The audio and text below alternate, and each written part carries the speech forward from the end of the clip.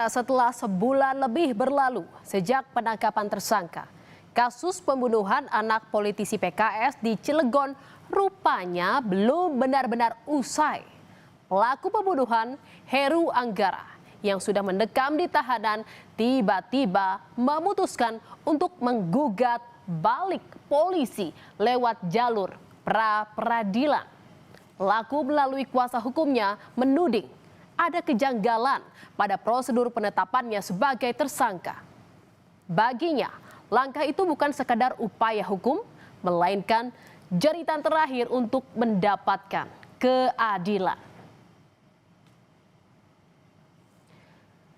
Saudara, kita akan flashback dulu di mana Heru Anggara awalnya sebenarnya ditangkap karena kedapatan mencuri di rumah ex-anggota DPRD Cilegon Roysudin Sayuri pada awal Januari. Tapi tak disangka, ternyata dari penangkapan itu turut membuka tabir kasus pembunuhan anak politisi PKS di Cilegon yang sempat menjadi teka-teki selama berminggu-minggu.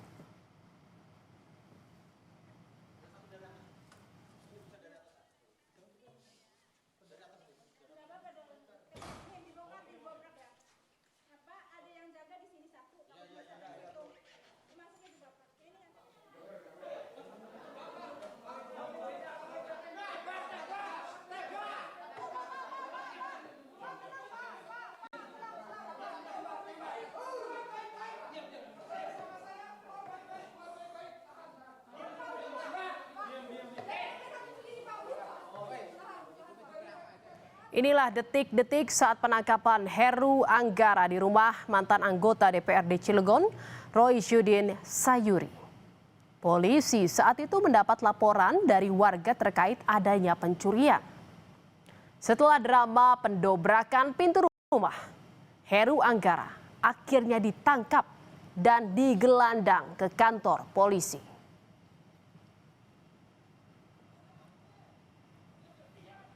Tak disangka, saudara, pada penangkapan ini Heru Anggara membuat pengakuan yang mengejutkan.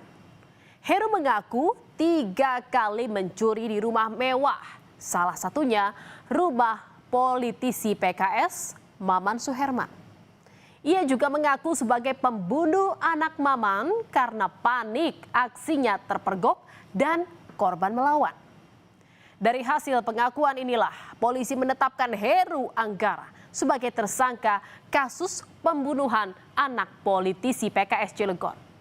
Selain berdasarkan pengakuan yang membuat polisi yakin untuk menetapkan pelaku sebagai tersangka adalah barang bukti berupa percakapan pesan elektronik maupun CCTV dari tetangga korban serta jejak DNA korban di senjata tajam yang digunakan pelaku.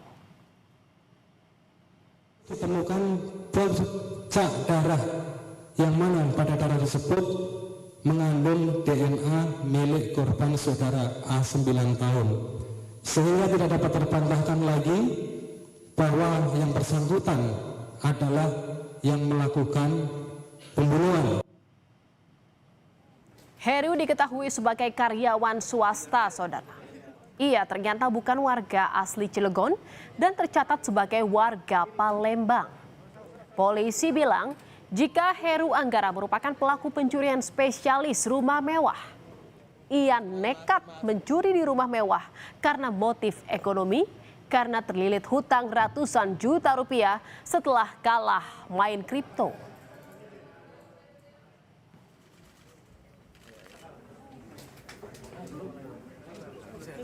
Namun ternyata, saudara, motif ekonomi yang disebut oleh polisi sebagai penyebab kematian dari anak politisi PKS ternyata diragukan oleh pakar psikologi forensik Reza Indragiri. Sebab saat peristiwa pembunuhan itu tidak ada barang berharga yang diambil dari rumah korban.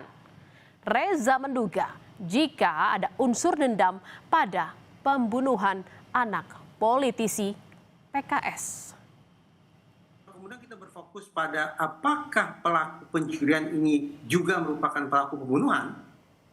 Terus terang saya masih mempertanyakan hal itu. Kenapa?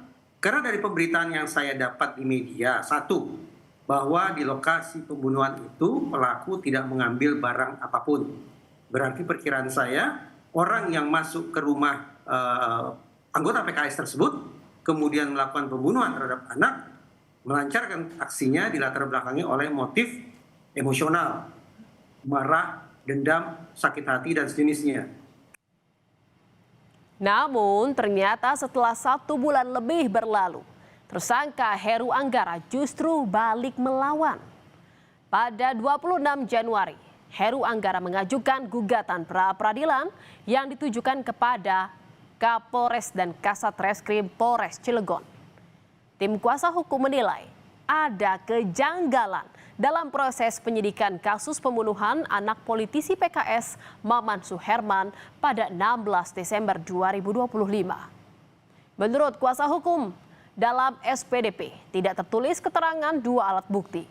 Padahal sesuai undang-undang harus ada 2 alat bukti untuk menetapkan seseorang sebagai tersangka.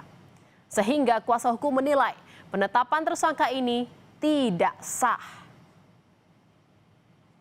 Dalam surat penahanan dan penangkapan 2 alat bukti, nah itu kesalahan-kesalahan. Dan tidak 2 alat bukti itu adalah putusan MK nomor 21 harus ada 2 alat bukti. Dan pada saat penangkapan dan penahanan dan tersangka tidak disebutkan yang namanya calon tersangka. Sedangkan putusan Mahkamah Konstitusi nomor 21 itu harus ada calon tersangka dulu, di BAP dulu. Nah ini tidak ada.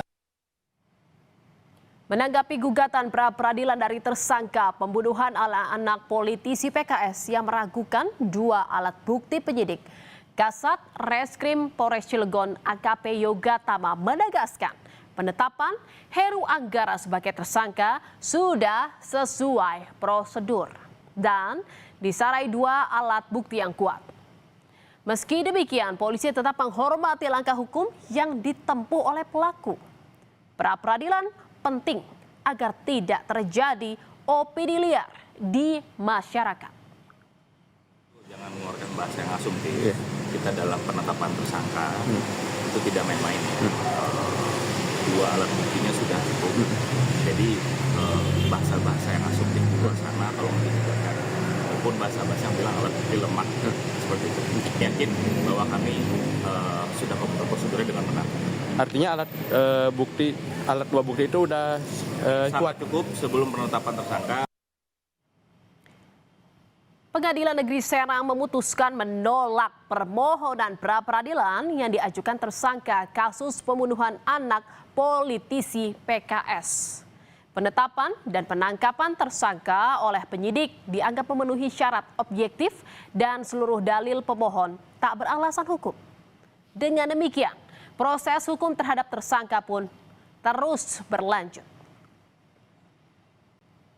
Bahwa dalil ini terbantahkan oleh rangkaian bukti termohon yang menunjukkan sejak tanggal 16 Desember 2025 telah ada surat perintah penyelidikan T2, surat perintah tugas penyelidikan T3, laporan hasil penyelidikan T12, dan hasil gelar perkara peningkatan ke penyidikan. Menolak permohonan pra-peradilan pemohon untuk seluruhnya. 2. Membebankan biaya perkara kepada pemohon sejumlah nihil. Menanggapi putusan ditolaknya pra-peradilan, kuasa hukum dari Heru Anggara menghormati keputusan hakim. Namun demikian, kuasa hukum tersangka menyatakan pihaknya akan menempuh langkah hukum selanjutnya dengan menyiapkan bukti dan bantahan dalam sidang pokok perkara. Kuasa hukum meyakini jika Heru Anggara tidak bersalah lantaran Heru Anggara tidak ditangkap saat melakukan aksi pembunuhan, melainkan aksi kejahatan lainnya yakni pencurian. Peradilan permohonan kami tidak dikabulkan, tentu kami akan mempersiapkan semua bantahan-bantahan tadi nanti di pengadilan berikutnya. Bahwa perlu diingat bahwa tersangka tidak tertangkap tangan dalam melakukan pembunuhan. Dia tertangkap dalam peristiwa yang lain. Kalau disangkakan dia sebagai pembunuh, secara logika publik, logika orang sehat, apa iya seseorang yang telah melakukan pembunuhan merencanakan pencurian lain? di wilayah yang sama. Saudara, dengan ditolaknya gugatan pra-peradilan dari tersangka pembunuhan anak politisi PKS, kasus ini terus melaju ke persidangan utama. Babak baru akan segera dimulai. Ruang pengadilan akan jadi panggung utama bagi jaksa dan kuasa hukum untuk saling beradu bukti. Dan palu hakimlah yang akan jadi penentu tunggal untuk mengungkap kebenaran demi memberikan keadilan bagi keluarga korban. Saudara, berita utama masih akan kembali seusai jeda dengan informasi mengenai sambut bulan Ramadan. Warga Dukuh Dalangan, Klaten, Jawa Tengah bagi-bagi uang koin sebagai wujud syukur dalam tradisi udik-udik.